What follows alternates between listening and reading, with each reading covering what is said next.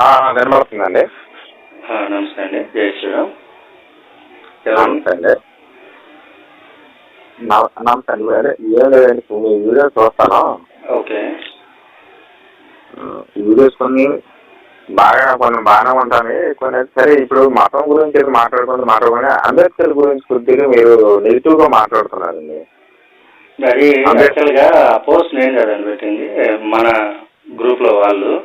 అయితే ఏంటంటే దేనికి రిలేటెడ్ గా పెట్టారు అంటే, రిజల్ట్ ఇన్ హిందూయిజం అని చెప్పేసి ఒక బుక్ ఉంది, ఐడియా ఉందండి మీకు?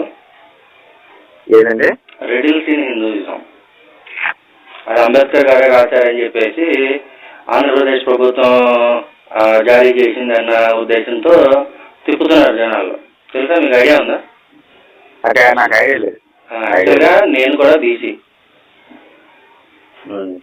కాకపోతే ఏంటంటే అది సనాతన ధర్మానికి ఎవరు వ్యతిరేకంగా ఉన్నా, ఎక్కడ వ్యతిరేకంగా ఉన్నా నేను కూడా ఖచ్చితంగా వాళ్ళకి వ్యతిరేకం.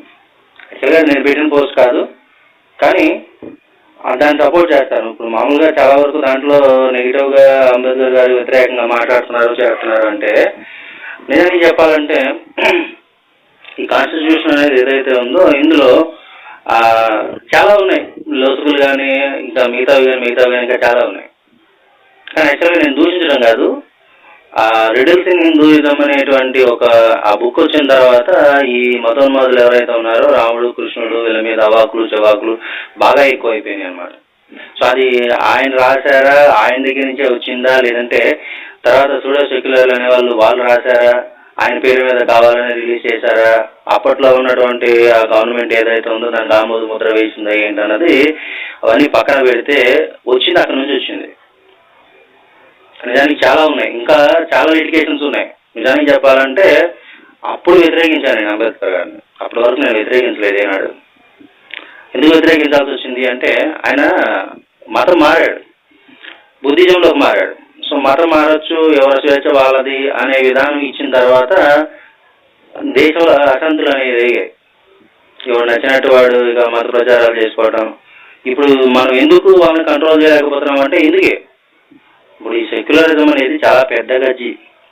నిజంగా ఆయన రాసిన దాంట్లో సెక్యులరిజం అనే పదం అయితే లేదు, కానీ అమెండ్మెంట్ చేసుకునేటువంటి అవకాశం ఉంది. దాన్ని అమెండ్మెంట్ చేశారు, హిందువుల మీద నీళ్లు చెల్లేశారు, హిందువుల పౌరుష ప్రతాపాలన్నింటినీ కూడా సైలెంట్ చేశారు, బుజ్జగించారు, పక్కన పెట్టారు. మిగతా మతాలను ప్రోత్సహించారు, మైనారిటీలు బుజ్జగింపులు వీటి పేరుతోటి. అది చెప్పాలంటే ఒకనాటికి పూర్తయ్యేది కాదు, అది చాలా ఉంది. అది నిజానికి చెప్పాలంటే మనం అర్థం చేసుకోవాలి. అంటే ఈరోజు వేరే మతాల వాళ్ళు కూడా ఇక్కడ ఈ రకంగా పేటరేగిపోతూ హిందువుల మీద దాడులు చేయగలిగి స్థితికి వస్తున్నారు అంటే బికాజ్ ఆఫ్ హిమ్. అది ఒక విషయం కదా మీరు మాట్లాడింది. మతం అనేది ఒక టైప్ ఆఫ్ మతం మంది లాంటిది పక్కన పెట్టాడు. అవును, పక్కమంది అంటే ఏదైతే అంబేద్కర్ గారు ఉన్నారో వ్యక్తి పుట్టడం నిమ్మజాతంలో పుట్టి ఉండొచ్చు, కానీ ఆయన చేసింది ఏ ఆధిపత్య కులాలు ఉన్నాయో ఆధిపత్య కులాల మీద వ్యతిరేకముగా ఏదైతే నిమ్న కులాలు బలహీన వర్గాలు ఉన్నాయో వాళ్ళందరూ కూడాను ఒక రకమైనటువంటి ఒక స్థాయిని క్రియేట్ చేయడానికి ప్రయత్నం చేసినటువంటి వ్యక్తి. Okay, good. యాక్చువల్గా నేను కూడా అదే చేస్తున్నాను. నేను ఒక బీసీ వ్యక్తినైనా సరే, నేను ఒక పల్లెకారునైనా సరే, నేను హిందూయిజంలోనే ఉండి మతం మారకుండా బుద్ధులు తొక్క తోలు అని చెప్పేసి బుద్ధిజంలోకి మారాము. తొక్క తోలు ఇవన్నీ చెత్త చెప్పుకొని మేము ఇందులో ఉండము అందులో ఉండము, సో సనాతన ధర్మాన్ని వదిలేస్తాం. ఇప్పుడు ఏదైనా ఉంది అంటే దాన్ని సరి చేసుకొని దాన్ని గొప్పతనం చెప్పుకోవాలి, కానీ అలా ఇదైపోయి అంటే ఏది మెసేజ్ ఇప్పుడైనా ఈ సండే కనీసం బ్యాక్ అయినా సరే, నాకు రేపైనా ఈ రోజైనా ఎప్పుడైనా సరే మన భారతదేశం అనేది సెక్యులర్ దేశం కాదు, లేదనుకుంటే హిందూ దేశం అని ఒక రాజముద్ర వేశారు అనుకోండి, వీళ్ళు కాదు మాట్లాడితే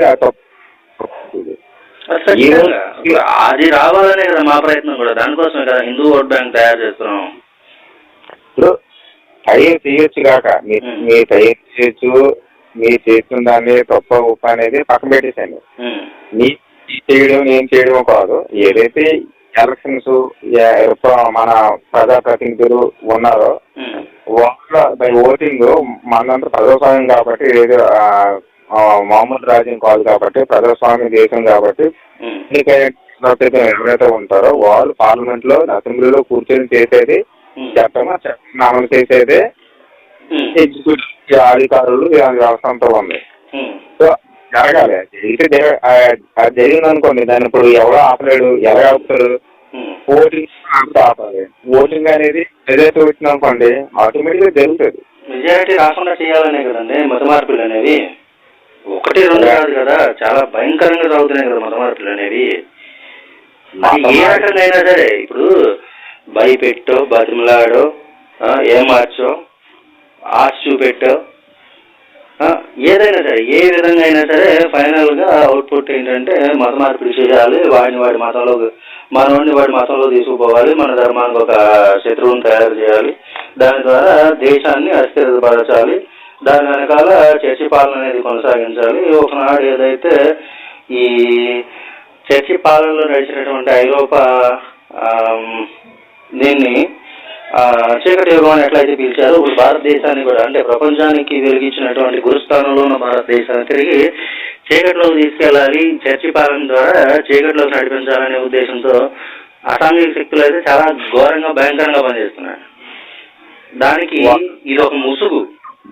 ఒక విషయం మీరు చెప్పేదానికి, ఏదైతే మీరు చర్చి పాలన అంటారో చర్చి పాలన అనేది ఎక్కడా లేదండి. జరిగితే 1 or 2 అప్పుడు ఎప్పుడు జరిగిన రాజ్యాంగ టైంలో జరిగింది. మేము చదువుకున్న తెలిసిన నాలెడ్జ్ ప్రకారం, చదువుకున్న ప్రకారంగా చర్చి పాలన అనేది ఏదో 1-2 కింగ్డమ్స్ టైంలో జరిగింది. కాదు, మీరు చదువుకున్నారు కదా, మీరు చర్చి పాలనలో నడిచినటువంటి ఐరోపా ఖండాన్ని చీకటి యుగం అని పిలిచారని తెలుసా? మీకు ఐడియా ఉందా? మరి మీరు ఏ బుక్స్ చదివారు, ఎక్కడ చదివారు? మనం జనరల్ గా నేర్చుకున్నటువంటి చరిత్రలోనే, దానికి అది మన ఒరిజినల్ చరిత్ర కాకపోయినా మన భారతదేశ చరిత్రను పక్కన పెడితే ఇప్పుడు ప్రపంచ చరిత్ర ఏదైతే ఉందో ఆ చరిత్ర ప్రకారం నేర్చుకున్నటువంటి చరిత్ర పాఠాల్లో నేర్చుకున్నదే. ఎక్కడ అంటే ఏ తరగతి అది ఉంది చెప్పగలరా? అది 8, 9, 10 తరగతులు వస్తాయి. 8, 9, 10 తరగతులు అయితే 100. మీరు ఏ సంవత్సరం? నాది 2002. 19 మా తెలుగు బుక్స్ మారలేదు. నేను 98, నేను 2000 కాబట్టి నేనైతే ఆల్రెడీ బుక్స్ మారలేదు. నేను చదివిన దాంట్లో ఎక్కలేదు. మన బుక్స్ మారలేదని మీరు ఎలా చెప్తున్నారు? మారేది ఇప్పుడు అయితే 1 మారైనా ఉండాలి, లేకపోతే 2 మీరు చదువుకున్న వాటిలో రాకపోయాను ఉండాలి. ఎందుకంటే from 6th onwards up to 10th, from 6th onwards up to 10th books ప్రతిదీ కూడా మా బ్యాచ్ మారాయి. ఎందుకంటే గంట పదం చెప్పగలను మారలేదే. సో నేను బాగా చదివాను. బాగా అంటే ఎక్స్క్లూజివ్ గా హిస్టరీ శ్వాసలు, అంటే హిస్టరీ తప్ప ఇంకేం లేదు. 10th class లోపల హిస్టరీ మన శ్వాసలు నాకు తెలిసి నేను ఎక్కడ చదవలేదు. యాక్చువల్ గా నేను సోషల్ మీద నాకు మంచి గ్రిప్ ఉంది. నాకున్నటువంటి సబ్జెక్ట్స్ ఏంటి అంటే, మంచి గ్రిప్ ఉన్న సబ్జెక్ట్స్ ఒకటి నేను తెలుగు పాడేటో తెలుగు, నెక్స్ట్ 2 సోషల్. సో ఈ 2 నాకు మంచి గ్రిప్ ఉంది. నేను చదివిన పాఠాలు ఏవి కూడా నేను మర్చిపోలేదు. మరి తెలుగు పడేట అంటారు కదా, ఇప్పుడు ఆల్రెడీ మీరు స్కూల్లో ఎక్కడో చెప్పుంటారు కదా, ఒకవేళ అది మీరు నిజంగా ఉందని చెప్పగలిగితే మంచిదే. ఓకే, ఒక సబ్జెక్ట్ అక్కడ మిస్ అయ్యాను. నేను టీచింగ్ లో లేను, నాకు టెక్నికల్ సైడ్ ఇష్టం. నేను ఎలక్ట్రీషియన్ అండి. నాకు టెక్నికల్ సైడ్ ఇష్టం కాబట్టి నేను ఇది అయిన తర్వాత ఐటీఐ తీసుకొని ఐటీఐ చేసుకున్న తర్వాత కూడా డిగ్రీ కంప్లీట్ చేసి ఉద్యోగాలు ఏమి రాక నేను ఎలక్ట్రీషియన్ గా స్థిరపడ్డాను అన్నమాట.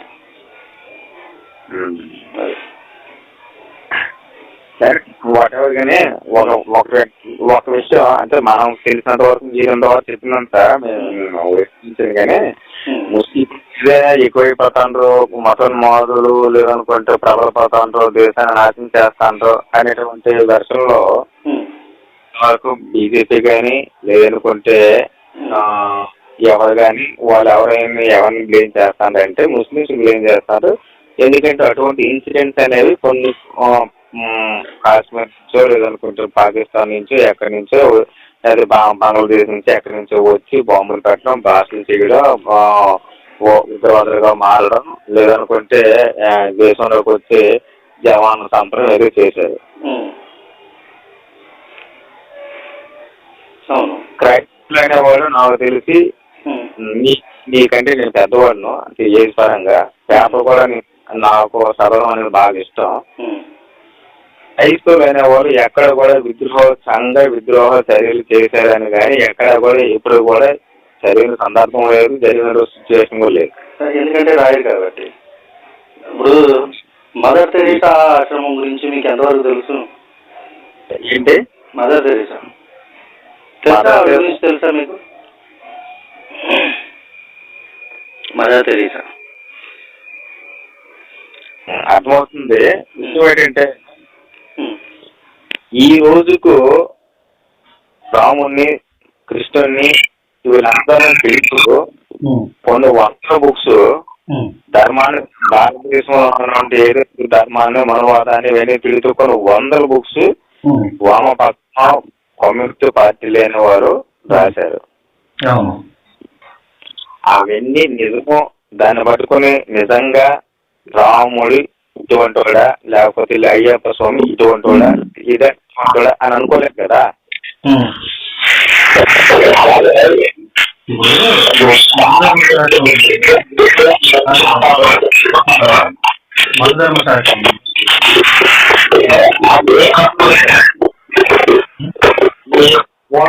డిస్టర్బ్ అవుతుంది. యాక్చువల్ గా పవర్ పోయింది, అది వైఫై కనెక్టివిటీ కట్ అయిపోయింది. సరే ఇప్పుడు నేను అది పూర్తిగా ఏదైతే ఆ లేవు బుక్స్ రాశారో చాలా బుక్స్ రాశారు, 100 బుక్స్ వాళ్ళు విభజన సిద్ధాంతాలతో వామపక్షం సంబంధించినటువంటి పార్టీలు అనుకుంటే ఏతువాద సమాజం లేదా నాస్తిక సమాజం ఉన్నటువంటి వ్యక్తులు రాసిన పుస్తకాలు ఉన్నాయి. వాళ్ళు రాసిన అంటే అన్ని చూసుకుంటే ఇంకా ఈ భారతదేశంలో ఉన్నటువంటి దేవతలు, దేవుళ్ళు, సోకాలు పిల్లబాడు అందరి మీద కూడా అర్థం వేయాలి జనరల్ గా. కానీ వాళ్ళు చేసి రాసింది 100% కరెక్ట్ అని ఎవడు నమ్ముతాడా? నమ్మరు. ఇప్పుడు మనుస్మృతి ఇప్పుడు ఎవరైనా సరే ఒక హిందువుని మనుస్మృతి మీద అంటే జనరల్ గా అంటే ఈ ఏవైతే ఇప్పుడు నడుస్తున్న ధర్మ పోరాటం అనేది ఉందో దీన్ని బేస్ కాకుండా మీలాంటి వాళ్ళు కూడా మదర్ తెరీసా మీద ఇంకా సోకోళ్ళు మీద ఇవన్నిటి మీద కూడా రాసిన పుస్తకాలు మీలాంటి వాళ్ళు అటువంటి వాళ్ళు ఎటువంటి చండాలమైన వ్యక్తులు రాశారు వామపక్ష పార్టీలని కూడాను. అలాగే మీరు చదువుతున్న పుస్తకాలు కూడాను ఒక పనికిమాలను రాసినవే. వాట్ ఈస్ ద ట్రూత్ అనేది ప్రపంచానికి తెలుసు. విన్నాము, చదివాము, చూసాము, గ్రహించాము. అక్కడ పడుతుంది. ఎంతసేపు ఏంటంటే కొంతమంది వచ్చారు భారతదేశంలో మతాన్ని మార్చారు అని చెప్పి చెప్తున్నారు. మతం ఏ రోజు మారుతుందో చేస్తారని చెప్పి మీరు ఉంటున్నారు. ఏ రోజు చేసిస్తే మనం ఈ రోజు ఆ రోజుల్లో మతం మారిపోయిందని చాలా మంది ఫీల్ అవుతున్నాము. వాళ్ళకి ఎవరిని అన్టచబిలిటీ ఉందని ఎవరి దగ్గర చేరనివ్వలేదో దగ్గర చేర్చుకొని ఆ రోజుల్లో ₹1 కూడా ఎవరో సాయం చేస్తారు, ఎవరో వచ్చి సాయం చేశారని మారిపోయారని చెప్పేసి అంటున్నాం. అప్పుడు అన్టచబిలిటీ అనేది ఎక్కడి నుంచి ఉంది, ఎంత లెవెల్లో ఉంది, దేని గురించి వచ్చాయి ఈ క్యాస్ట్ రిజర్వేషన్స్ అనేవి? క్యాస్ట్ రిజర్వేషన్స్ వచ్చిన తర్వాత అయినా సరే పోనీ అన్టచబిలిటీ అనేది తగ్గిందా, ఇంకా పెరిగిందా? కులాల మధ్య వేషం పెరిగిందా, తగ్గిందా? ఏంటి లాభం? ఈ అమలు ఎప్పుడైనా చేశారు మీరు? అవన్నీ మాట్లాడాలంటే అవన్నీ ఉంది. చాలా అన్టచబుల్ తగ్గిందా, పెరిగిందా, ఉందా, ఇప్పుడు ఏమైనా ఉందంటే అప్పటికి చెట్టలోకి తాను పుట్టినప్పుడు నాన్న పుట్టినప్పుడు మా నాన్న పుట్టినప్పుడు అన్టచబిలిటీ ఏ రకంగా ఉంది, ఈ రోజు ఏ రకంగా ఉంది అనేది మనకు తెలుసు. ఇప్పుడు అయితే ఈ రోజుకి మతం మారుతున్నారు అని అంటే వేరే మతంలోకి క్రైస్తవ మతంలోకి వెళ్తున్నారు చేస్తున్నారంటే ఏ రోజు అన్టచబిలిటీ ఉందా? అవును, అన్టచబిలిటీ లేదు కదా, మరి ఇప్పుడు ఎందుకు మాట్లాడుతున్నాం? చెప్పారు కదండి, అందుకని అన్టచబిలిటీ లేదు. ఆ రోజు తిండి ఆదానికి లోచుకునేటువంటి వ్యక్తులు ఆ రోజు వెళ్ళిపోయారని చెప్పేసి అంటున్నారు. అంటే ఏ మత ముందు నుండి తరమో ఆ ముందు నుండి తరమో ఉన్నటువంటి వ్యక్తులు మారిపోయారు. ఈ బ్రిటిషర్స్ వచ్చి వీధులంతా డబ్బులు పంచడం, లేకపోతే కూరగాయలు లేకపోతే బియ్యము ధాన్యము ఇవన్నీ ఇవ్వడం చేయడం మారిపోయారు అని అన్నారు. అది ఈ రోజుకి గవర్నమెంట్ అన్ని ఇస్తుంది, అయినా ఇప్పుడు ఎందుకు మారుతున్నారు? నేను అడుగుతుంది అదే కదా, ఎందుకు మారుతున్నారు? లాజిక్ ఏంటి? లాజిక్ ఏంటి అంటే భయం. భయం ఏంటి? ఏంటంటే ఇప్పుడు భయం అంటే మన పాపాల కోసం ఎవడో చచ్చాడు అనేదాన్ని నమ్మకపోతే మీరు నరకానికి పోతారు అని పెట్టే భయం. ఇది దశమ భాగాల కోసం సాగుతున్న నాటకం. దశమ భాగాల కోసం సాగుతున్న నాటకం ఇది. పాపంకి దశమ భాగాలకి సంబంధం లేదు, కానీ పాస్టర్లకి దశమ భాగాలకి సంబంధం ఉంది. పాస్టర్లు ఎవరండి? పాస్టర్ల గురించి మాట్లాడతారు, పూజాల గురించి మాట్లాడుతాడా ఇక్కడ? పాస్టర్లే కదా మరి కొంపల చుట్టూ తిరిగేది. పూజలు ఎవరైనా తిరుగుతున్నారు కొంపల చుట్టూ? పూజాలకి తిరగరు, ఎందుకంటే వాళ్ళు ఇంట్లో కూర్చొని ఎవరైతే కొంపల చుట్టూ తిరగడానికి ఎవరు వీలు కాదు, రాకూడదు, వాళ్ళ దగ్గరికి అందరు రావాలి, చెయ్యాలి, చెందాలనుకునేటప్పుడే అక్కడ అది ఫెయిల్ అయింది. దాని గురించి ఇప్పుడు అది ఫెయిల్ అయిందా? ఫెయిల్ కాదండి. ఇప్పుడు మీకు పూజారి వ్యవస్థ లేదంటే బ్రాహ్మణ వ్యవస్థ అనేది దేనికి ఏర్పడింది? ఇప్పుడు వ్యవస్థ అనేది ఎందుకు ఏర్పడింది అంటే కనుక అది కంప్లీట్లీ కాపీ. ఇప్పుడు ఒక వ్యవస్థని ఇంకో వ్యవస్థ దగ్గర నుంచి కాపీ కొట్టి ఇప్పుడు వీళ్ళు కూర్చున్న చోట నుంచి కదలకుండా, నిజానికి ఇప్పుడు ఒక బ్రాహ్మణ వ్యవస్థ గురించి మీరు అప్పుడు నాకు మాట్లాడారు, వాళ్ళు ఒక చోట కూర్చున్న దగ్గర నుంచి కదలకుండా చెయ్యాలి, అది ఒక మాట ఇక్కడ మీకు ఒక క్లారిటీ తెలియాలి. నిజానికి ఒక బ్రాహ్మణ అనేవాడు ఎవ్వరికి లేని రెస్ట్రిక్షన్స్ అనేవి ఈ బ్రాహ్మణ్స్ అనే వాళ్ళకి ఉంటాయి. వాళ్ళు ఆచారంలో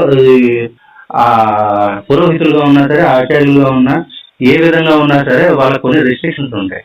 పొద్దున్నే లేవాలి, స్నానం చేయాలి, మడి బట్టల్లో ఉండాలి, నిరంతరం గాయత్రి నామస్మరణ చేయాలి, గాయత్రి జపం చేయాలి, పొద్దున్న లేచింది అన్నీ కూడా అంటే వేదాన్ని నేర్చుకోవడానికి వాళ్ళ జీవితాలు త్యాగం చేయాలి. ఇలాంటి ఏవైతే ఉన్నాయో ఇవన్నీ కూడా ఇప్పుడు మమ్మల్ని వేదాలు చదవని లేదు, మమ్మల్ని ఇది నేర్చుకొని లేదు, మమ్మల్ని పురాణాలు చదవని లేదు, మా చెవుల్లో దేశం పోసారు, మమ్మల్ని అంతరాణాల్లో చూశారు, ఇదే గోల. కానీ పొద్దున్న లేచింది మొదలు లేచిన తర్వాత లేచి శుభ్రంగా తెల్లవారుజాము 4 గంటలకు లేచి తలస్నానం చేసి సన్నీళ్ళు తలస్నానం చేసి, అది చలికాలంలో అయినా సరే సన్నీళ్ళు తలస్నానం చేసి పరిశుద్ధంగా ఉండి పవిత్రంగా ఉండి భగవంతుడికి అర్చన చేసి, అర్చన పూర్తయ్యే వరకు, పూజ పూర్తయ్యే వరకు ఎటువంటిది తీసుకోకూడదు, చాలా నియమనిష్టలతో చేయాలి, భయంకరమైన వీటితో గడపాలి. అంటే నిరంతరం శ్రమ చేసుకుని బతికే వాళ్ళు ఎవరైతే ఉన్నారో, ఇప్పుడు మీరు చెప్తున్నటువంటి అంటరాని వాళ్ళు, సోకాళ్ళు అంటరాని వాళ్ళు, నిజానికి అంటరాని వాళ్ళని ఎవరు చెప్పట్లేదు, ఎక్కడ లేదు ఫస్ట్. సో ఎవరైతే ఈ నిరంతరం శ్రమ చేసుకునే వాళ్ళు ఎవరైతే ఉన్నారో, పొద్దున్న లేచి పనికి వెళ్ళందే పొట్టగడం వాళ్ళు ఎవరైతే ఉన్నారో, ప్రతి ఒక్కడు అరే మీరు ఇదే పాటించాలి అంటే వాడు కడుపు ఎలా నిండుతుంది. సో కానీ వాడు ఏదైనా సరే ఒక క్రతువు ఏదైనా చేయాలన్నా, అంటే రిచువల్స్, ఒక క్రతువు ఏదైనా చేయాలంటే వాడికి తెలియనప్పుడు అప్పుడు బ్రాహ్మణుడు రావాలి. ఆ బ్రాహ్మణుడు అనేవాడు దానికోసం నేర్చుకున్నాడు, దానికోసం నియమించబడ్డాడు. సో బ్రాహ్మణుని పోషించే బాధ్యత అనేది సమాజానికి. కానీ ఇక్కడ ఏదైతే ఉందో కూర్చున్న చోట నుంచి కదలకూడదు, అందుకనే ఆ వ్యవస్థ ఏర్పాటు చేసుకున్నాడు. అంటే నిజానికి ఇప్పుడు పాస్టర్లు ఎందుకు తిరుగుతున్నారు కొంపల చుట్టూ? మా మతంలో రండి, మా మతంలో మారండి, మా చర్చికి రండి. ఇప్పుడు ఒక చర్చిలో ఒకే చోట ఉన్నటువంటి 4 చర్చిల్లో ఒక చర్చి అంటే ఇంకో చర్చికి, ఒక చర్చికి సంబంధించిన పాస్టర్కి ఇంకో చర్చికి సంబంధించిన పాస్టర్కి పడదు. ఎందుకంటే ఈ దగ్గర ఉన్న విశ్వాసాలు ఆ దగ్గర ఉన్న విశ్వాసాలు ఈ దగ్గరికి వచ్చేస్తున్నారు, ఈ ఇన్కమ్ పోతుంది, ఈ దశమ భాగాలు పోతున్నాయని. ఇప్పుడు చాలా మంది ఇప్పుడు ఇలాంటి వాళ్ళు అడుగుతున్నారు, ఇగో మాకు ఎంత వచ్చింది. అప్పుడు చూడండి ఎప్పటి నుంచో మత మార్పులు అనేవి లేవు, ఇప్పుడు క్రైస్తవ మతంలోకి ఎందుకు ఇంతలాగా మారిపోతున్నారు, ఎంత విధంగా మారిపోతున్నారు అంటే ఏదో యేసు అనేవాడు దేవుడు, నమ్మకపోతే నరకంలో వేసేస్తాడు, నమ్మి బాప్తిసం పొందిన వాడు రక్షించబడును, నమ్మని వాడికి శిక్ష విధించబడును, ఇట్లాంటి లతుకులు మాటలన్నీ వస్తుంటాయి. కానీ నిజానికి గమనించాల్సిన విషయం ఏంటంటే ప్రతి చర్చ్ మీద గవర్నమెంట్ సర్వైలెన్స్ ఉంది. అక్కడ ఖచ్చితంగా ఇవన్నీ పెట్టి గవర్నమెంట్ హ్యాండ్ ఓవర్ తీసుకొని వాడికి నెలకు ఒక 5,000 వేసి, వాడికి జీతం భృతి నెలకి ఇప్పుడు ఎలాగైతే పూజలకు 5,000 ఇస్తున్నారో అలా నెలకు 5,000 వేసి దాని మీద చర్చి మీద వచ్చే ప్రతి ఇన్కమ్ ప్రతి రూపాయి కూడా గవర్నమెంట్ హ్యాండ్ ఓవర్ చేసుకొని, లేదు అలా కూడా కాదు అనుకుంటే కనీసం నెలకి ఇంత పే చేయాలి మీరు ట్యాక్స్ అనేది వాటి మీద కూడా వేసి ఎవడు ఉద్యోగాలు మానేసుకొని, ఇప్పుడు ఉద్యోగం చేస్తున్నాడు 1,00,000 2,00,000 జీతం వస్తుంది, దానికి ట్యాక్స్ కట్టాలండి. అది ఇదైతే రిలీజియన్ ఇష్యూ కాబట్టి దీనికి ఏ ట్యాక్స్ కట్టక్కర్లేదు. ఇవి ఉన్నాయి కాబట్టి వెళ్తున్నారు బోల్డ్ మంది. ఇక్కడ దగ్గరలోనే అనేక ఆశ్రమాలు ఉన్నాయి. ఆశ్రమాలకు వేల ఎకరాలు ఆస్తులు పోస్టులు ఉన్నాయి. ఆశ్రయంకి వస్తున్నటువంటి లక్షల కోట్లు ఈ రోజు రాజకీయ పార్టీలు దాస్తాయి అక్కడ. విషయం గురించి చెప్పమంటారా? నన్ను మీరేంటి చెప్పిద్దరు కానీ నేను చెప్పిన కూడా ఒకసారి వినాలి. నేను ఒక అరగంట సేపు మాట్లాడదు కదా, నేను చెప్పిన వినండి ఒకసారి. ఇన్ని కూడా జరుగుతాయి ఇక్కడ జరగడానికి, ఇన్ని చేయడానికి కారణం ఏంటంటే వ్యవస్థలు కరెక్ట్ గా లేవు. ఫస్ట్ వ్యవస్థలు కరెక్ట్ గా లేవు. ఏదైతే స్టేట్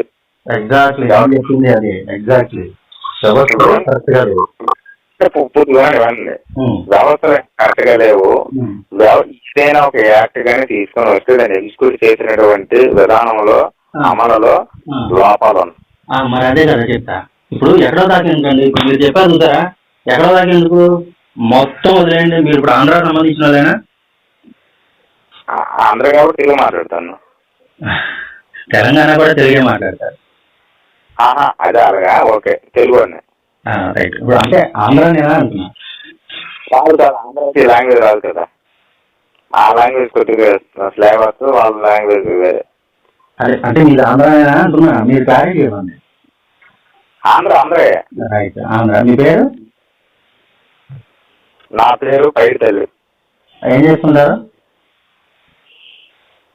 నేను జాబ్ చేస్తుంటాను. అంటే ఏం జాబ్ అని తెలుసుకోవచ్చా? ప్రైవేట్ స్కూల్ టీచర్గా. రైట్. ఇప్పుడు ఆంధ్ర విషయం గురించి మాట్లాడదాం. మీరు అన్నారు చూసారా ఆశ్రమాలు అని.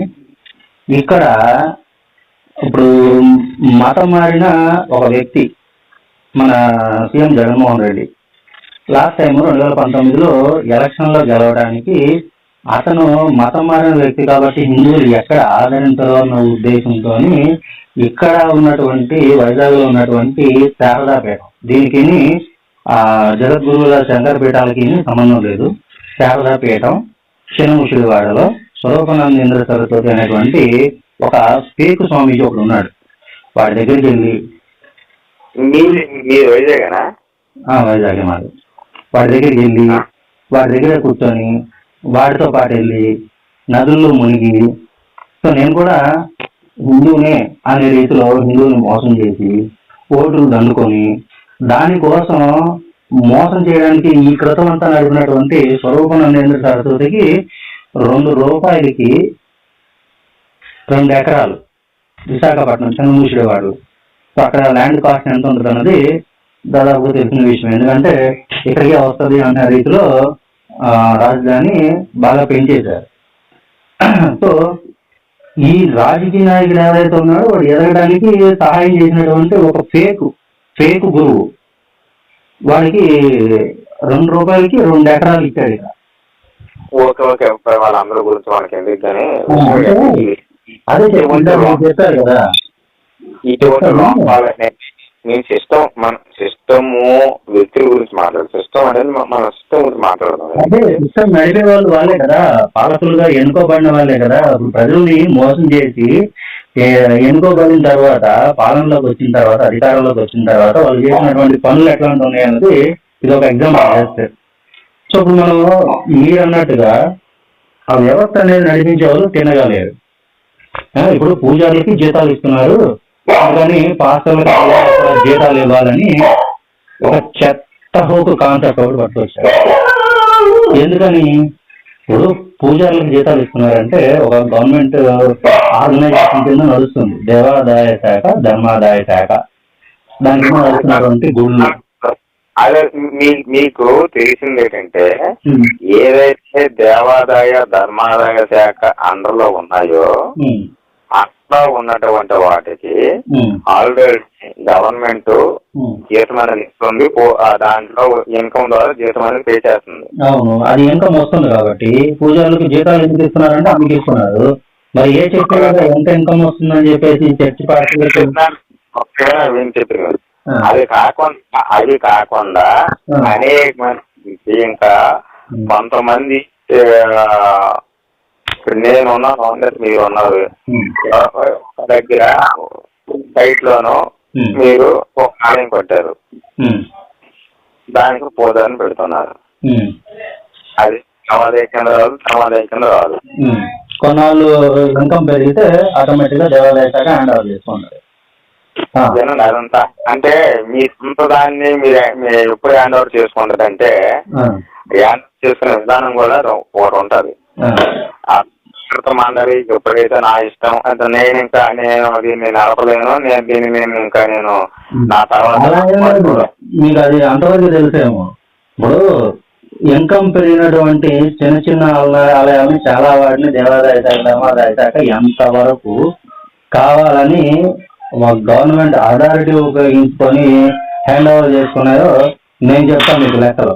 విజయవాడలో మాత్రమే, ఇంకా నాకు మిగతా విషయాల్లో అంటే పెద్దగా తెలియకపోవచ్చు కానీ విజయవాడలో ఎన్ని టెంపుల్స్ హ్యాండ్ ఓవర్ చేసుకున్నానని నేను చెప్తాను లెక్క మీకు. అది మేము చేయలేకపోతున్నాము అందుకే మీరు హ్యాండ్ ఓవర్ చేసుకోండి అని ఎవరు ఇవ్వరండి. ఇప్పటికైనా సరే దేవాలయాల్ని వదిలేస్తామంటే కమిటీ అందరికీ కూడా ఆ వాటి జీతాలు అనేవి ఇన్కమ్ అనేది ఉండదు కాబట్టి అటువంటి వాళ్ళందరి కూడాను తీసుకొచ్చి వాళ్ళకి మాత్రం ఇచ్చాడు. పూజారులకి జీతాలు వస్తున్నాయి అంటే అది కేవలం దేవాదాయ శాఖ, ధర్మాదాయ శాఖ ద్వారా కామన్ గుడ్ ఫండ్ కింద వచ్చే ఆదాయాన్ని గవర్నమెంట్ తీసుకుంటుంది కాబట్టి వాళ్ళకి జీతాలు ఇస్తుంది. Okay, issue no issue. కానీ ఎటువంటి ఏ చర్చి నుంచి కానీ, ఏ మసీదు నుంచి కానీ, ఏ ములాల దగ్గర నుంచి కానీ, ఎవరి దగ్గర నుంచి కూడా ఎటువంటి ఇన్కమ్ లేనప్పుడు వాళ్ళకి ఎందుకు జీతాలు? ఇది బుర్ర తక్కువతనం.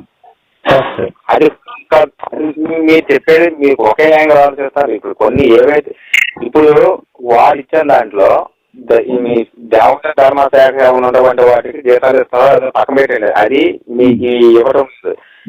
ఏదైతే ఇప్పుడు వీళ్ళు స్కీమ్ పెట్టాడో అది చేసుకున్న ఇమామ్స్ కి, మాస్టర్స్ కి ఆ గౌరవ గుర్తు అనేది దాని పరిధిలో లేనటువంటి వాటికి మాత్రమే దేశంలోనో రాష్ట్రంలో అంటే మన రాష్ట్రంలో జిల్లాలో ఉన్నటువంటి చర్చలు అన్నిటి కూడా ఇవ్వటం లేదు. ఎక్కడైతే ఇప్పుడు ఎన్ని వేల మంది పాస్టర్లు వచ్చారండి మీ ఉద్దేశం? వినండి, ఎక్కడైతే చర్చి రిజిస్ట్రేషన్ అయిపోతుందో, ఎక్కడైతే పాస్ట్ అనేవాడు అప్డేట్ తెలుసా మీకు? పోనీ ఇప్పుడు మీరు చెప్తున్నారు ఫస్ట్ అప్డేట్, నెక్స్ట్ అప్డేట్ తెలుసా అంటున్నా? రిజిస్ట్రేషన్ ఉందో, ఎవరైతే పాస్టర్ అనేవాడు బీసీసీ సర్టిఫికేట్ కలిగి ఉన్నాడో, ఆ తర్వాత ఒక చర్చిని ఎక్కడైనా ఒక బిల్డింగ్ లో పెడితే బిల్డింగ్ ఓనర్ కానీ లేదనుకుంటే అక్కడ ఎగ్జిక్యూటివ్ గానీ ఉంటే ఇవ్వమంచండి. ఇవి సర్టిఫికేట్ ఎవరికైనా ఇవ్వచ్చండి. ఇప్పుడు ఓసీలు ఉన్నారండి, ఓసీలు ఉన్నారు, రెడ్లు, కాపులు గట్రా ఓసీలు ఉన్నారు. పొద్దున్నదే ఉంది. ఇప్పుడు ఓసీలు ఉన్నారు, వాళ్ళు ఎంపీసీలోకి మారుతారంటారా? బ్యాక్వర్డ్ క్యాస్ట్ కింద వచ్చేస్తారా? బీసీసీలోకి ఎవరు వస్తారు తెలుసా? ఎస్సీ, ఎస్టీలు వస్తారు. ఎస్టీ కూడా రాడు. ఎస్సీ వరకే వస్తారు. ఎస్టీ మాత్రమే వస్తారు. ఎస్టీ కూడా ఎవరైనా క్రిస్టియన్ లో మారితే వాడు బీసీసీలో వస్తాడు. మిగతా క్యాస్ట్ ఎవరు కూడా బీసీసీ వాడు. అవును, బీసీసీకి రారు. మరి ఇప్పుడు ఈ లెక్క ప్రకారం ఫస్ట్ ఎవరైతే పాస్టర్స్ ఉన్నారో ఇప్పుడు ఫస్ట్ అప్లై చేసిన వాళ్ళు 29,000 మంది పాస్టర్లు ఉన్నారు. 29,000 ఫస్ట్ అప్లై చేసిన వాళ్ళు. తర్వాత వచ్చిన వాళ్ళు 36,000. ఈ రోజుకి తీసుకుంటే ఒక్క విశాఖపట్నం జిల్లాలో 20,000 మంది ఉంటారు. అదే నేను అంటున్నాను. ఇప్పుడు ఎంతమంది పాస్టర్లకి ఇచ్చే జీతాలు ఏమున్నాయో వాళ్ళ చర్చిల్ని గవర్నమెంట్ సర్వేలెన్స్ లో తీసుకొని వాళ్ళ చర్చి ఆదాయాన్ని గవర్నమెంట్ హ్యాండ్ ఓవర్ చేసుకొని వీళ్ళకి జీతాలు ఇచ్చి నడపమనండి చర్చిల్ని. చూద్దాం నడుపుతారు. విశ్వాసమా లేదంటే ఇన్కమ్మా? దానివల్ల ఎందుకు పెరుగుతుంది క్రైస్తవం అనేది బట్టబయలు అవుతుంది కదా. ఏంటి చర్చి చాలా వరకు చర్చి పాస్టర్ ని డబ్బులు ఇచ్చి అక్కడ ఉన్నటువంటి స్థానిక సంఘాలు పోషించుకుంటాయి. జీతం వస్తుంది. వచ్చిన కాస్ట్ లో వెన్నిటి కూడా ఒక అకౌంట్ మెయింటైన్ చేస్తారు. ఆ అకౌంట్ ఇప్పుడు ఆ సంఘ లోకల్లో ఉన్నటువంటి సంఘంలో ఉన్నటువంటి ఒకే కొంతమంది ఎవరో ఆర్గనైజర్ చేసుకుని ఆ ఆర్గనైజర్స్ వాళ్ళు మెయింటైన్ చేస్తారు. కొన్ని సందర్భాల్లో కొన్ని చర్చలు మీరు చెప్పినట్టుగా ఆ రకంగా వస్తుంది. మొత్తం ఇప్పుడు అకౌంట్ ఎవరి హ్యాండ్ ఓవర్ లో ఉంటుంది? అది అకౌంట్ ఒకటి మెయింటైన్ చేస్తారు. అకౌంట్ ఎవరి హ్యాండ్ ఓవర్ లో ఉంటుంది? అది సంఘ పెద్దలు అనేవారు ఎవరైతే ఉంటారో వాళ్ళ హ్యాండ్ ఓవర్ లో ఉంటుంది. కాదు నేను చెప్పనా రియాలిటీ ఏంటో ఇక్కడ నేను చెప్పనా. అక్కడ ఎవరైతే పూర్ పీపుల్, ఎవరైతే పేద పిల్లలు ఉన్నారు, పిల్లలు అంటే యుక్త వయసులో ఉన్నటువంటి పేద పిల్లలు ఎవరైతే ఉన్నారో వాళ్ళలో వాళ్ళని ఎంచుకొని వాళ్ళ అకౌంట్ కింద నడిపిస్తారు. దానికి ప్రత్యక్ష సాక్షి అయితే నేనే.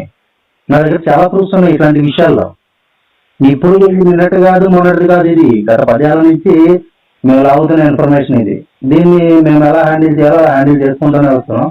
ఇట్లాంటి ఫేక్ ఇవి చాలా నడుస్తున్నాయి. మళ్ళీ దీనికి జీతాలు ఇస్తున్నారు. నేను అదే చెప్తున్నా. ఇప్పుడు ఆ సిస్టమ్ అనేది పర్ఫెక్ట్ గా నడవట్లా. ఇందాక మీరన్నట్టే ఆ సిస్టమ్ పర్ఫెక్ట్ గా నడిస్తే ఓకే, వీఆర్ యాక్సెప్టెడ్. కానీ లేదు కదా, దీంట్లో డబ్బులు చర్చలకి ఫండ్ కింద నువ్వు ఇస్తానవా, లేదనుకుంటే బయట ఎవరైనా ఇస్తాడా, లేదనుకుంటే చర్చకు వచ్చిన ఇస్తాడా, గవర్నమెంట్ ఇస్తుందా? చర్చకి ఇచ్చే ఫండ్ ఏదైతే ఉందో, ఫారిన్ నుంచి వచ్చే ఫండ్ ఏదైతే ఉందో ఆ ఫండ్స్ తీసుకోవడానికి ఈ అకౌంట్ లో ఉపయోగపడతాయి. అలాగే చర్చకు వచ్చే ఫండ్స్ ఏవైతే ఉన్నాయో కానుకలు కనుక ఎవరైతే నా హిందూ బంధువులు, పూర్వపు హిందూ బంధువులు ప్రజెంట్ ఈ మతంలో ఉన్నటువంటి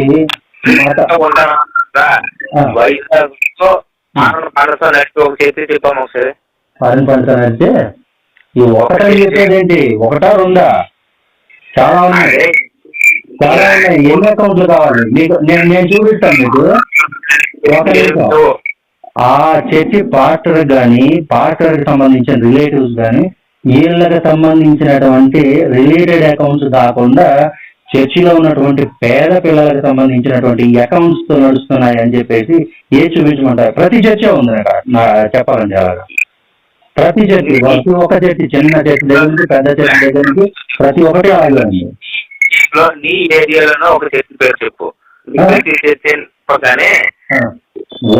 ఒక్కటే ఉంటే ఒకటి చెప్పాలి, కొన్నే ఉంటే కొన్ని పేర్లు చెప్పాలి. అన్ని అలాగే ఉంటే ఎన్ని పేర్లు చెప్పాలి? అంటే మనం యూత్ పోసెస్ ఊరంతా తెలియడం కాదు, మనం మాట్లాడుకుంటాడు. ఊరంతా తెలియడం ఏంటి? ఇప్పుడు మీకు తెలియకపోతే తెలియకపోవచ్చు. ఇట్లాంటి సూట్ కేసు వినండి, ఇట్లాంటి సూట్ కేసు కంపెనీలు, సూట్ కేసు టైపు ఇవి చాలా వరకు ఈ గవర్నమెంట్ బ్యాన్ చేసింది. ఈ ఏరియాలో ఈ చర్చ ఉంది, ఈ చర్చలో జరుగుతుంది అని చెప్పలేనప్పుడు కూడా అది నాకు తెలుసు. నేను గత 5 సంవత్సరాలుగా ఒక నిమిషం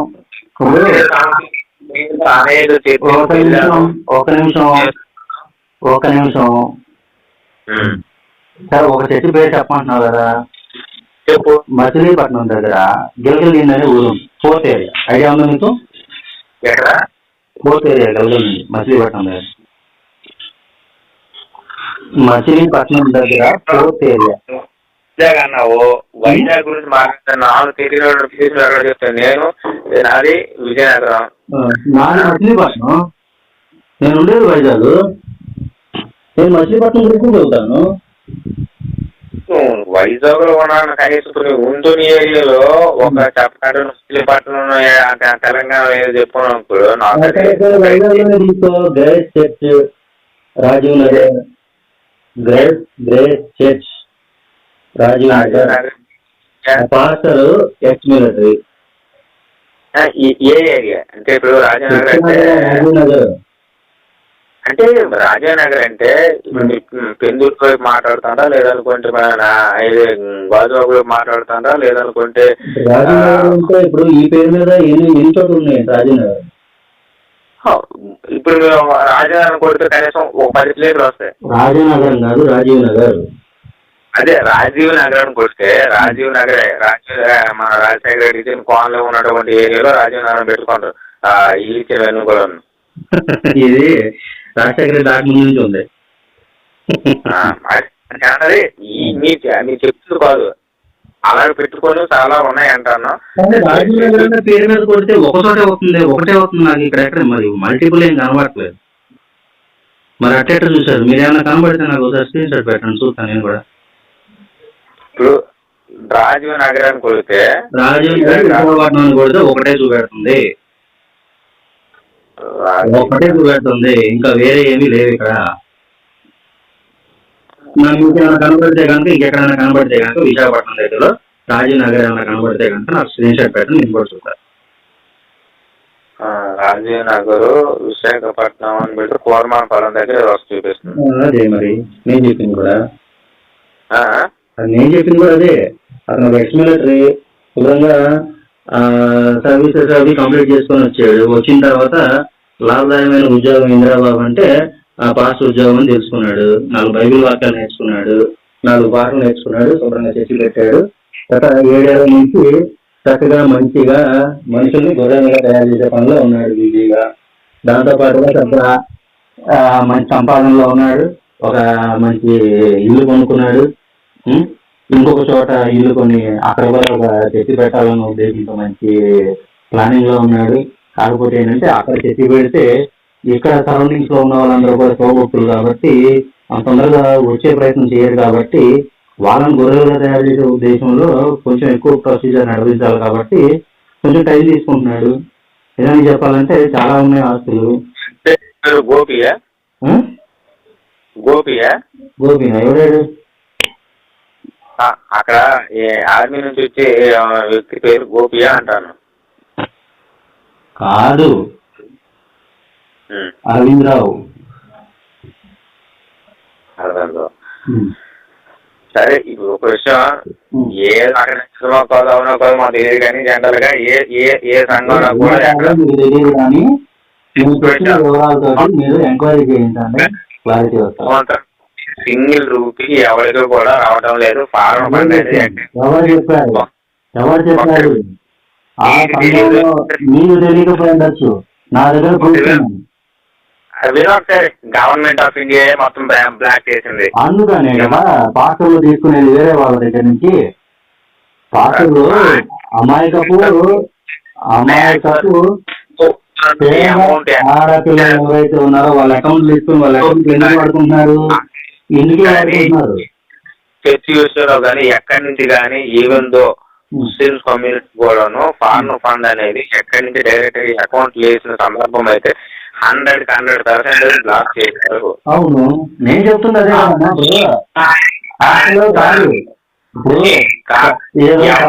ఉంటది. కథ చెప్తున్నప్పుడు రెడ్డి గారు వచ్చారు మొదలెట్టండి, మా రెడ్డి గారు వచ్చారు మొదలెట్టండి. మీరు మళ్ళీ అదే చెబుతారేంటి? నేను చెబుతున్నదే, ఎప్పుడైతే ఫారిన్ ఫండ్స్ అనేది బ్లాక్ చేశారో అప్పుడు ఆ చర్చిలో సంబంధించినటువంటి ఒక పిల్లని ఎంచుకొని ఆ పిల్ల అకౌంట్ లో వేయించుకొని ఆ పిల్లకి కొంత అమౌంట్ మూట చెప్పి ఈ మిగతా అమౌంట్ అంతా కూడా ఈ మత మార్పులకి వచ్చే వాళ్ళకి తాయిలాలు చూపించడానికి ఇలాంటి వాటి కోసం వాడుతున్నారు. అందులో నేను చెప్పింది జస్ట్ ఎగ్జాంపుల్ ఒక చర్చి. కానీ ఆంధ్రప్రదేశ్ మొత్తంలో ఉన్నటువంటి చర్చిలన్నీ కూడా ఇలాగే. ఏ చర్చి వల్ల కూడా ఎటువంటి ఉపయోగం కూడా లేదు, రూపాయి ఉపయోగం కూడా లేదు. ఏమైనా సరే పాస్టర్లకి ముందుగా కామన్ గుడ్ ఫండ్ ఎంత దొబ్బారు ఇప్పటి వరకు ఇచ్చినటువంటి సంక్షేమ పథకాలన్నీ కూడా, లేదంటే బాండ్లు కానీ మాన్యాలు కానీ ఎక్కడి నుంచి వచ్చాయి? తీసుకున్నటువంటి సంక్షేమ పథకాలన్నీ కూడా ఎక్కడి నుంచి వచ్చాయి? ఎవరిచ్చారు సంక్షేమ పథకాలు? తీసుకోవట్లేదు. ఎవరు ఇచ్చారో ఇచ్చిన అడగాలి కదా. నేను తీసుకోవట్లేదు అంటే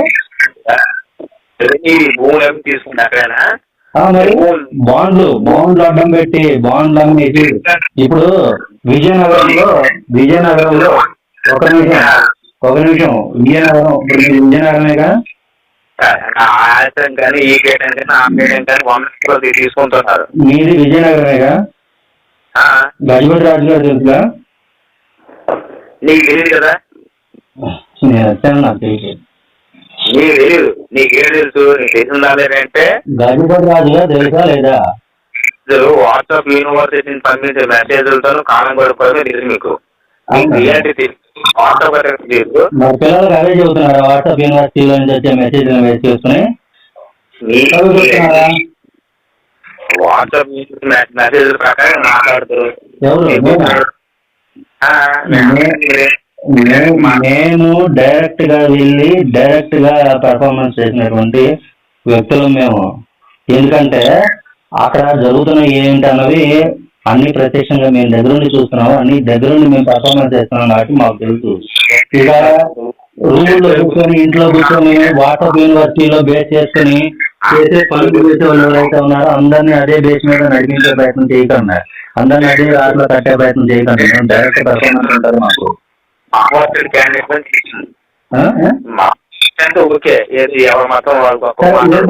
ఫైనల్ గా మీరు చెప్పేది ఏంటి ఇప్పుడు? అంటే మీరు ఒక క్రిస్టియనా? క్రిస్టియన్. 100% నేను క్రిస్టియన్. ఓకే. నువ్వు హిందువు. అవును. ఈ మాత్రం నేను గొప్ప పక్కన పెట్టేసే. కానీ అంబేద్కర్ వ్యక్తిని క్రిటిసైజ్ చేసి అంటే మతం మార్చుకోవడానికి నీకు ఒక అవకాశం కల్పించారు కాబట్టి ఇలా మాట్లాడుతున్నానంటావా? అంటే అదే అంటే డైరెక్ట్ గా వచ్చి ఒకవేళ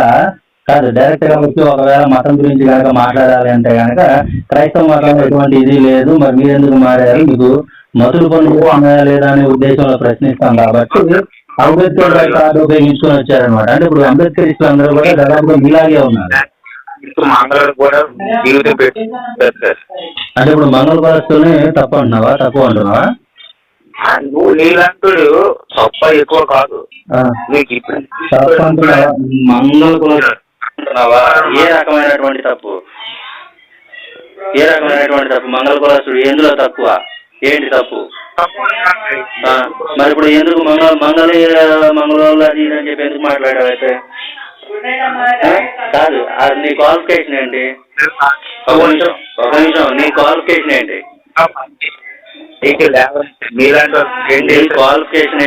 నీ క్వాలిఫికేషన్ ఏంటి? నా క్వాలిఫికేషన్ చెప్పాను కదా, బీకామ్ ఐటీఐ. నీ క్వాలిఫికేషన్ ఏంటి?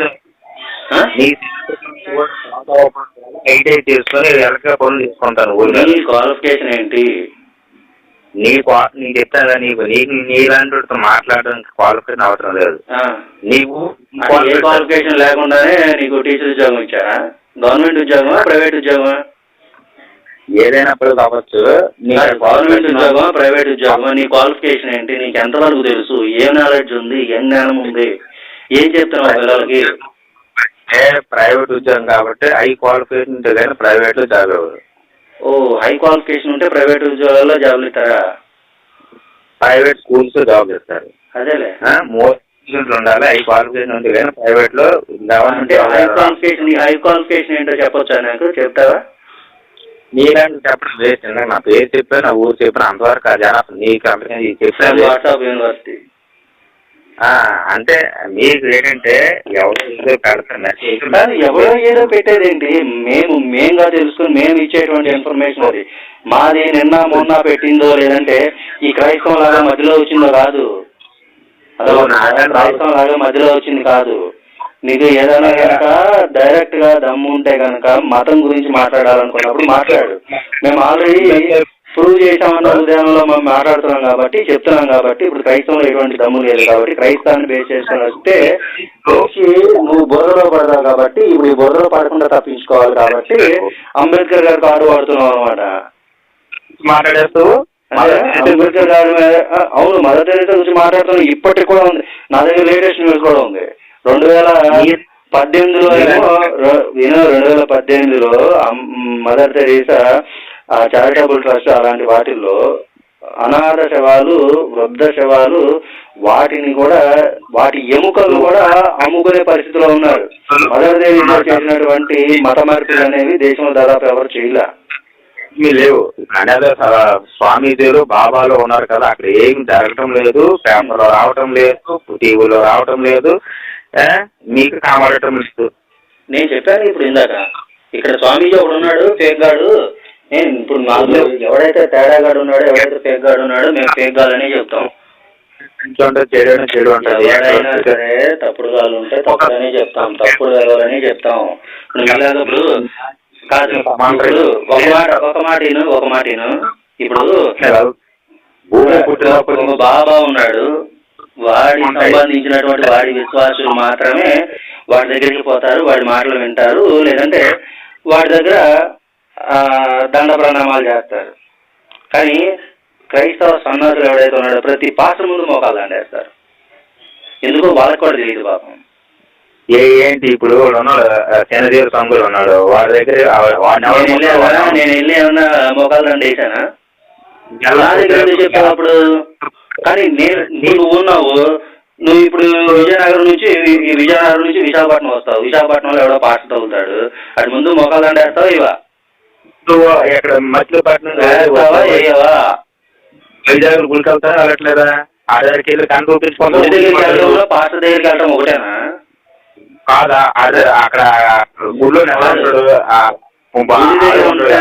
గుడి దగ్గర దేవుడి దగ్గర దండం పెడతాం మేము. మీరు పాస్టర్ దగ్గరికి వెళ్ళి పాస్టర్ ముందు మొగాలు దండేస్తున్నారు దేనికోసం? ఇప్పుడు ఇంట్లో కూర్చొని మేము ప్రార్థన చేస్తాం అంటున్నారు, ఏ గోడ వైపు తిరుగుతారు? కాదు విను మంతాలు ఎక్కుతారు, మంతాల మీద ప్రార్థన చేస్తారు, గోడ వైపు తిరుగుతారు, గోడకు ప్రార్థన చేస్తారు. దేనికి ఎటువైపు వెళ్తుంది మీ ప్రార్థన? దేనికోసం ప్రార్థన? పాస్టర్ల ముందు మొగాలు దండేస్తారు దేనికోసం వేసినట్టు? ఒక కారణం లేదు, ఒక ఇది లేదు, మీరు ఎలా చెప్తారు అసలు మాకు? ఒకటి మళ్ళీ ఏం వేస్తారు మీరు? మరి ఇప్పుడు విను నేను ఇందాక ఆల్రెడీ చెప్పా, పూజారి వ్యవస్థ కానీ లేదంటే బ్రాహ్మణ వ్యవస్థ కానీ ఈ గుళ్ళో అర్చక వ్యవస్థ కానీ ఏదైనా సరే వాళ్ళు వేదాలు నేర్చుకొని వేదాలను అభ్యసించి వాళ్ళ జీవితాలని పరంగా పెట్టి నేర్చుకున్న తర్వాత పురం యొక్క హితం కోరేవాడు పురోహితుడు అందుకే మనందరి కోసం చేస్తాడు. పాస్టర్ గారు ఏం చేస్తాడు? ఆడు చెప్పే సొల్లు కబుర్లు బైబిల్లో లేవా? మీరు చదువుకోలేరా? ఆడి ముందు ఎందుకు మొఖాలు దండ వేయాలి మీరు? పని చేయి, ఏం చేయాలి కదా వేద పాఠశాల అక్కడ నేర్చుకోవడానికి అక్కడ ఎందుకు స్పందించాలి? ఇంటి దగ్గర నేర్చుకుంటాం. ఇప్పుడు వేదం అనేది స్వరము శృతి అంటారు వేదాన్ని. వేదం నేర్చుకునేదానికి గురుముఖత మనము చెప్పింది గురువు చెప్పింది అదే స్వరంలో ఉదాత్త అనుదాత్తాలతో ఎక్కడ ఉచ్చంగా పలకాలి అంటే ఎక్కడ గట్టిగా పలకాలి ఎక్కడ తక్కువగా పలకాలి అనే ఉద్దేశంతో స్వరానుసారంగా నేర్చుకునేటువంటిది వేదం అందుకు నేర్చుకుంటారు, అదే విధానంలో నేర్చుకుంటారు. ఇప్పుడు పాస్టర్ గారు చెప్పే సొల్లు ఏంటి? ఉన్నంత అందులో వాక్యాలు మీరు చదువుకోవడం రాదా మీకు? పోనీ ఇప్పుడు వేద మంత్రాలు ఏవైతే ఉన్నాయో అవి సంస్కృతంలో ఉంటాయి. విను వేద మంత్రాలు అనేవి సంస్కృతంలో ఉంటాయి. వాళ్ళు సంస్కృతం నేర్చుకొని మనకు తెలుగులో చెప్తున్నారు. బైబిల్ హిబ్రూలో ఉంటుంది. ఎవడైనా సరే హిబ్రూలో బైబిల్ చదివి తెలుగులో చెప్పే పాస్టర్ సన్నాసిన వాళ్ళకి ఎవడైనా ఉన్నాడో ఒక్కడిని చూపెట్టినా తెలుగు రాష్ట్రాల్లో ఎవరైనా ఒక్కడైనా. ఇప్పుడు నేను చెప్పాను మీకు అర్థమైందా? ఆదిమ హిబ్రూ భాష నుంచి అనువదించబడిందని ఉంటుంది. ఎందుకు అనువదించాలి? ఇప్పుడు మా పంతులు ఉన్నారు లేదంటే మా బ్రాహ్మణ్స్ ఉన్నారు, వాళ్ళు సంస్కృతంలో నేర్చుకుంటారు. ఏ భాషలో ఉందో ఆ భాషలోనే నేర్చుకొని అదే భాషలో చెప్పి మనకి తెలుగులో అనువదించి చెప్తారు. మీ పాత్రలకు ఆ దమ్ము లేదా? ఇవ్వట్లేదా?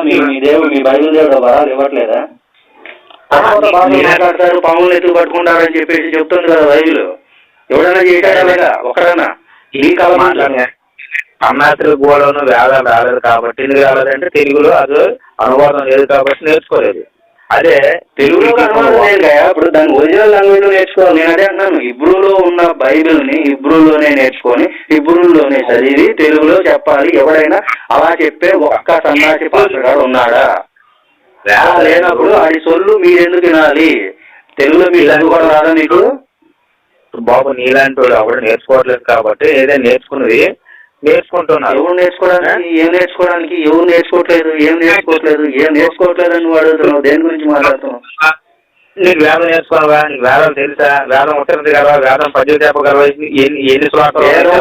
వేదాల్లో పద్యాలు ఉండవు, మంత్రాలు ఉంటాయి. వేదం అనేది మంత్ర సంహిత, అది కూడా తెలియదు. బైబిల్లో సొల్లు ఉంటది, వాక్యాల సొల్లు ఉంటది, అదన్నా తెలుసా పో నీకు? వేదాల్లో మంత్రాలు ఉంటది, మంత్ర భాగం ఉంటది. దానికి ఒక్కొక్క మంత్రానికి ఒక్కొక్క అధిదేవత, గాయత్రి, ఛందస్సు, ఇలా చాలా ఉంటాయి. ఆ మంత్రాన్ని దేనికి పఠించాలి, ఎలా పఠించాలి, ఏ విధంగా పఠించాలి, ఏ స్వరంతో పఠించాలి, ఎక్కడ ఉదాత్తంగా పలకాలి, ఎక్కడ అనుదాత్తంగా పలకాలి అనే దాన్ని బేస్ చేసుకుని ఉంటది వేద మంత్రం అనేది. బైబిల్ సొల్లు కాదు ఇది, అర్థమైందా? బైబిల్ సొల్లు కాదు ఇది. అందుకు గురువుల దగ్గర నుంచి నేర్చుకుంటారు. పాస్టర్ల సొల్లు మీరెందుకు వింటున్నారు చర్చిలో కూర్చొని? వాడికి ఏ పని పడ లేదు, ఆ డబ్బులు సంపాదించుకోవడానికి, దశం భాగాలు ఇవ్వడానికి, మీలాంటి గొర్రెలు చేయడానికి చేస్తున్నారు. మీరు మీ బుద్ధి ఏమైంది? మీ బుద్ధి ఏమైంది? నీకు తెలీదు, నీ వేదాలే నీకు తెలియదు. నాకు తెలియదు అన్నావు, తెలిసేటందుకు మాట్లాడతావు. ఏం తెలియాలి నీకు? నీకు ఏదాలో ఏం చెప్పాలి చెప్పు, చెప్పాలి చెప్పు. నీకేం తెలుసు? ఏం చెప్పాలి చెప్పు. నీకు తెలియదు అన్నావు. బైబిల్లో నీకేం తెలుసు? నీకేమి బైబిల్లో నీకేం తెలుసు? ఇలాంటి బైబిల్లో నీకేం తెలుసు? ఇలాంటి బైబిల్లో నీకేం తెలుసు? అందులో ఎన్ని భూతాలే తెలుసా? ఇప్పుడు ఎక్కడైనా సరే ఇగో బైబిల్లో మనుషులు తప్పు చేశారు, మీ దగ్గర దేవుళ్ళు తప్పు చేశారు. బైబిల్లోనే దేవుళ్ళు తప్పు చేశారు, నీకు ఆ విషయం తెలుసా? తెలుసా? బైబిల్లో దేవుళ్ళు తప్పు చేశారు తెలుసా? బైబిల్లో దేవుళ్ళు తప్పు చేశారన్న విషయం నీకు తెలుసా? చదివావా బైబిల్? ఎప్పుడైనా చదివావా? చదివానే లేదు. నీకు నువ్వెలా చదవలేదు కాదు, నేను అలాగే చదవలేదని నువ్వు చూసావేటి? నువ్వు చూసావా? నువ్వు చూసావా? ఋగ్వేదం అనేది అగ్ని సంహిత. ఏదైతే ఆ అగ్ని గురించి ఉందో దాన్ని బేస్ చేసుకుని నడిపించేటువంటి జీవితం గురించి, అలాగే రుద్రుడైనటువంటి మేఘం గురించి, ఇలాగా రుద్ర సంహిత ఇలా ఇవి ఉంటాయి. ఒక్కొక్క వేదము ఒక్కొక్క విభాగం కింద ఉంటది. ఏం తెలియాలి నీకు? నేనేం చెప్పాలి నీకు? బైబిల్ నీకేం తెలుసు? నీకేం తెలుసు బైబిల్లో? బైబిల్లో ఏ బొక్క తెలియదు. ముందు తెలుసుకో. బైబిల్ సరిగ్గా చదివితే, సరిగ్గా చదివినాడు ఎవడు కూడా ఆ క్రైస్తవ మతంలో ఎవడు ఉన్నాడు. ఎందుకంటే దాని నిండా అద్భుతుంటది.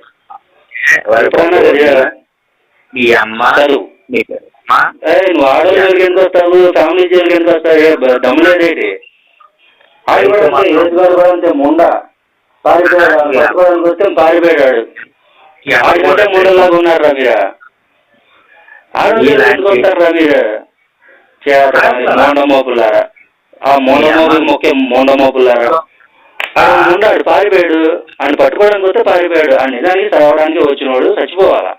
ఎవడో తీసుకెళ్ళి చెల్లి వేసి దాకేందుకు? ఆడి చెయ్యో గొంతో కోసుకొని ఆడు చచ్చిపోవాలి. అప్పుడు మీకోసం ఆడు చచ్చినట్టు. అదే నేను చెబుతున్నా, అదంతా కల్పితం. బైబిల్ అంతా కల్పితం, యేసుగాడే కల్పితం. మరి కల్పిత దేవుడిని ఎందుకు నమ్ముతున్నారు మీరు? మళ్ళీ క్రైస్తవుని చెప్పుకోవడానికి సిగ్గులేదు మీకు? ఉన్నారు, చేశారు, తిందరని చెప్పి సైన్యం కనబడుతుంది. కొత్త నిబంధన కల్పితం. పాత నిబంధనలోనే యేసు పుట్టాడని చెప్పేసి వాళ్ళు వాక్యాన్ని తీసుకొచ్చి కొత్త నిబంధన ఒక కొత్త వంటకాన్ని తయారు చేసి దాని జనాల మీద వృద్ధి, ఆ మతాన్ని తీసుకొచ్చి మనుషుల కుటుంబాలని, జీవితాలను నాశనం చేసి ఏందో మీరు చేసేది. పాత నిబంధన కనీసం చదివారా? అసలు బైబిల్ బైబిల్ మీది కాదు. బైబిల్ అనేది యూదులది, అది తోరా అంటారు, అది యూదులు గ్రంథం. కొత్త నిబంధన అనేది పాత నిబంధన బేస్ చేసుకుంటే అది కల్పితం. అందులో యేసు అనేవాడు పుట్టలేదు.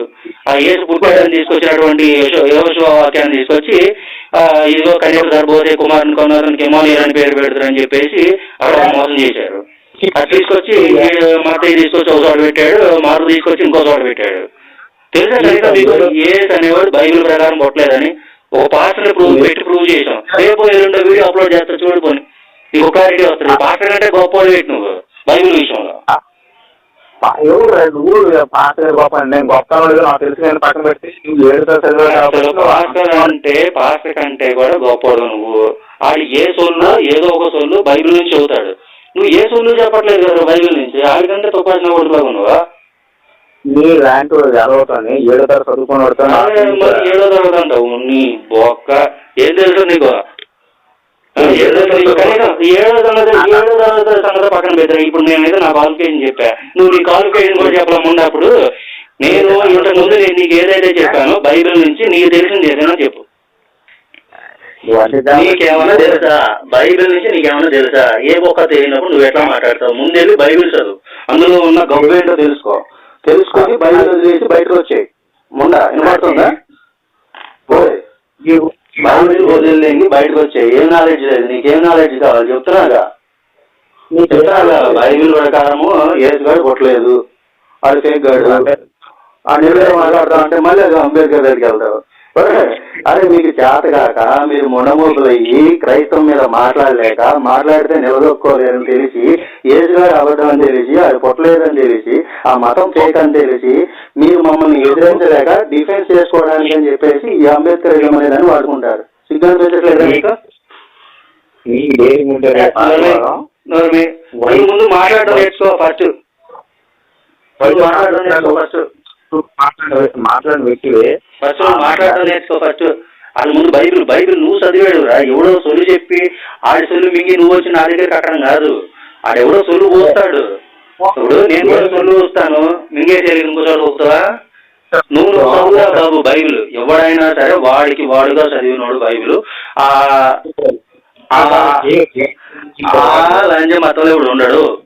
మళ్ళీ చెప్తా, వినబడుతుందా? లంజ మతంలో ఇప్పుడు ఉండడు. ఎందుకు లంజ మతంలో నేను ఆల్రెడీ ఇంతకుముందు చెప్పాను. ఇప్పటికి కూడా నేను అదే మాట మీద నిలబడి ఉన్నా. ఫస్ట్ నువ్వు నీ మతం గురించి పూర్తిగా తెలుసుకో, అందులో ఎంత భూతుందో అన్నది నువ్వు తెలుసుకో. ఒక ఆడదాన్ని ఎంత అసభ్యంగా మాట్లాడతాడు బైబిల్ దేవుడు అన్నది తెలుసుకో. నహూము 3:5 చూడు. అందులో నడి రోడ్డు మీద నిలబెట్టి ఆడదాన్ని పువ్వు చూపిస్తానంటాడు యెహోవా. ఏది నీ బైబిల్ దేవుడు?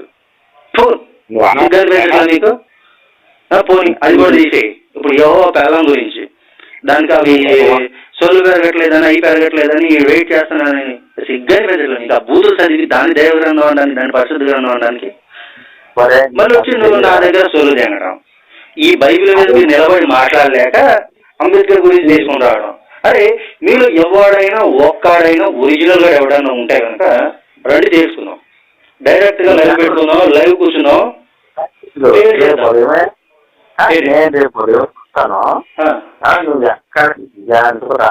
నువ్వు ఎక్కడ వస్తావో చెప్పు. దాని గురించి లైవ్ మాట్లాడుతున్నాం. ఇప్పుడు లైవ్ లో మాట్లాడితే నీ బండారం బయటపడుతుందా? లైవ్ లోనే మాట్లాడుకున్నా. లైవ్ లోనే మాట్లాడదాం అంటున్నా. నువ్వు రేపు ఏ టైంకి ఖాళీగా ఉండవు చెప్పు, నేను నీకు లైవ్ లింక్ ఇస్తా, టేస్ట్ చేసుకున్నాం. లైవ్ లింక్ వద్దు, జనాల ముందు నీ బైబిల్ గుట్టు నీ గుట్టు బయటపడతానే. దాని గురించి మాట్లాడేవారు ముందు నీ బైబిల్ గుట్టు నీ గుట్టు బయటపడద్దని రావు, అంతేగా. మీలాంటి మామూలుగా ప్రత్యక్షంగా ప్రత్యక్షంగా మాట్లాడదాం అంటే ప్రత్యక్షంగానే మాట్లాడదాం. స్టేజ్ అక్కడ పెట్టుకుందాం చెప్పు, ఓపెన్ గానే మాట్లాడదాం, ఓపెన్ గానే డిబేట్ చేద్దాం. నీ బైబిల్ బూతు బైబిల్, దాని నిండా ఉన్నవి బూతులు, బూతు శృంగారం, బూతు వ్యాసాంగాలు, ఇలాంటివన్నీ ఉన్నాయి. దాని గురించి క్రైస్తవ దేశాల్లో కూడా బైబిల్ బ్యాన్ చేస్తున్నారు అనేది నీ చేత చెప్పిస్తా అదే స్టేజ్ మీద. ఎక్కడ చెప్పు, ఎక్కడ పెట్టుకుందాం చెప్పు. అరే బాబు విజయనగరమే కదా, నువ్వు ఇక్కడ నుంచి అక్కడి నుంచి ఇక్కడ రావడానికి 2 గంటలు మహా అయితే. చెప్పు ఎప్పుడు పెట్టుకుందాం చెప్పు, ఎక్కడ పెట్టుకుందాం చెప్పు, స్టేజ్ చెప్పు, స్టేజ్ చెప్పు. అది లైవ్ నడుస్తుంది. మనం డైరెక్ట్ గా మాట్లాడుతున్నా లైవ్ నడుస్తుంది. లైవ్ కాకపోతే మొత్తం మీడియా ప్రాబ్లం లేదు. మా వాళ్ళు కూడా ఉన్నారు. ఇప్పుడు మీ వాళ్ళు అంటే నీకు దమ్ లేదంటావు, మీ వాళ్ళని తీసుకొస్తానంటావు. వాళ్ళు కూడా ఒక్కొక్కడికి తొలగడం. నీకెంత తెలుసు బైబిల్ గురించి, నీకెంత నాలెడ్జ్ ఉంది, లేదంటే పాస్టర్ల సొల్లు ఏమైనా వింటున్నావా ఏంటంటే నీకు తెలియాలిగా. నా సంగతి పక్కన నాకు తెలుసు ఆల్రెడీ, నువ్వు మాట్లాడుతున్న దాన్ని బట్టి నీకు తెలియాలిగా. నీళ్ళంటే మాట్లాడడం మాట్లాడే వేస్ట్. మాట్లాడుతుంటే ఇప్పుడే మాట్లాడుతానన్నావు, ఇప్పుడే మళ్ళీ వేస్ట్ అన్నావు. మరి బాబు మీ బైబిల్లో మీకు కూడా ఒక స్టాండర్డ్స్ అనేవి ఉండవేంటరా? నాకు అర్థం కదా. ఒక స్టాండర్డ్ ఉందా కనీసం? అది కూడా అంతే. ఒరే బాబు, ఒక చోటేమో పాపం వల్ల వచ్చి జీతం మరణం అంటాడు, ఇంకో చోటేమో అసలు పాపాలన్నీ కూడా పోతాయిరా బాబు నన్ను నమ్ముకుంటే అంటాడు. ఆడి సొల్లు నీ సొల్లు ఒకేలాగా ఉంది. ఒక్కసారి ఇప్పుడు మాట్లాడిన మాట ఇప్పుడు నీలో ఉండట్లేదు నీ మీద. 10 మంది కలిపే పుట్టలేదు నువ్వు. 10 మంది కలిస్తే పుట్టావా? ఏసి పుట్టాడా? నువ్వు పుట్టావు. ఏసి పుట్టాడా? నువ్వు కూడా అలా పుట్టావా? అందుకనమాట అలా పోయావు. అయినా కాదురా నేను టాపిక్ గురించి మాట్లాడితే నువ్వు పర్సనల్ జోలికి ఎందుకు వస్తున్నా? అంతమందవా? నేనేం మాట్లాడుతున్నా? నేను టాపిక్ గురించి మాట్లాడుతున్నా, నువ్వు పర్సనల్స్ అవుతున్నావు. నువ్వు అంతముండవా? ఏజ్ వాడు ఎలాగైతే నైటీ పైకి కట్టుకొని జనాలు పట్టుకోవడానికి వస్తే పారిపోయాడో అంతలాగా ఉండవన్నమాట. వాడికంటే గొప్ప ఉండవన్నమాట. నేను నా ఫ్రెండ్స్ అందరూ కూడా నా సపోర్టర్స్ 100 మంది ఉన్నారు బాబు. నువ్వు ఒకసారి నా మాట. నువ్వు కనీసం నువ్వు చెప్పేది ఏంటి? నీ సొల్లి నీకైనా తెలుసా పని? ఏదైనా సొల్లు చెబితే నీ ముందు కూర్చుని షెడ్యూల్ వేసుకుని శివుడు ముక్కలు తీసుకునేటువంటి చిన్నపిల్లలు అనుకున్నావా? లేకపోతే ఇలాంటి నా కొడుకులు ఎంతో మందిని 10 ఏళ్ల నుంచి నాగించాం. అర్థమవుతుందా? 10 ఏళ్ల నుంచి పొగ్గు నాగించాం. ఒక చిన్న ఒక వెంటి లాంటి సమానం. మరి 10 మందిని ఏదో వేసుకోతానంటున్నావు, లైవ్ లో కూర్చోరా అంటే లైవ్ లో కూర్చోనంటున్నావు. మరి నీకు స్టాండర్డ్స్ ఉండలేదు. నాకు అర్థం కాలేదు. లేదా నువ్వు చెప్పే చదువు కూడా అర్థం ఉంటుందా? నీలాంటి కాదు. బైబిల్ చదువు. అరే నీకు నువ్వుగా బైబిల్ చదువుగా, అందులో నీకు ఎక్కడ భూతి అనేది కనపడలేదు అంటే ఒకసారి నా వీడియోలు చూడు, నేను పెట్టినటువంటి వీడియోలు చూడు. పరిశుద్ధ గ్రంథంలో పట్టిమంతం, బైబిల్ దేవుడి యెహోవా వైపు ప్రాస్టిట్యూషన్, ఇలాంటి చెత్త ఉంటది అందులో. ఏది కూడా నేను వాక్యాధారాలతో సహా పెట్టా. ఆ వాక్యాలు బైబిల్లో ఉన్నాయో కూడా చూసుకో ఒకసారి. అన్ని పెట్టేసుకున్న తర్వాత కూడా నీకు సిగ్గు రాలేదనుకో, ఏదైనా బురద ఉంటది. ఇప్పుడు విజయనగరంలో పెద్ద కాలం ఉంటది, ఇది అందులో దూకి ఎన్ని చూసి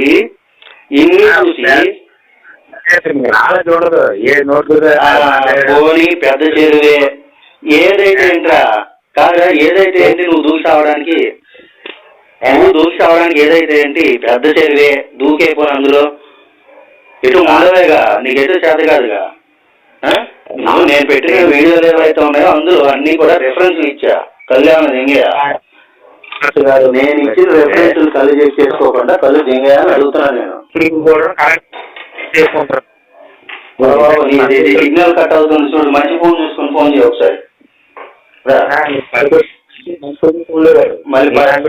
మళ్ళీ పైడి తల్లి అంట పేరు, కానీ పైడి తల్లి అంట కానీ ఏది మొదలు ఏది కొద్దా అని పెట్టుకోవాలి. కానీ పైడి తల్లి ఏంటంటే ఏ పాస్టర్ గారు మాట్లాడేది నీకు పేరు, నీ పాస్టర్ గారు నేను మాట్లాడేదా పేరు అని అడుగుతున్నాను నేను. మీకు అందరికీ పేర్లు మారుతారు కదా, మీ పాస్టర్ నీకు పేరు ఎందుకని మాట్లాడాలని అడుగుతున్నాను నేను. ఇప్పుడు ఏసు మొద్దానో ఏసు గొద్దానో ఏసు రత్నం అని ఏదో పెట్టుకోవాలి కదా. మంచి ఫోన్ చూసుకొని మంచి సిగ్నల్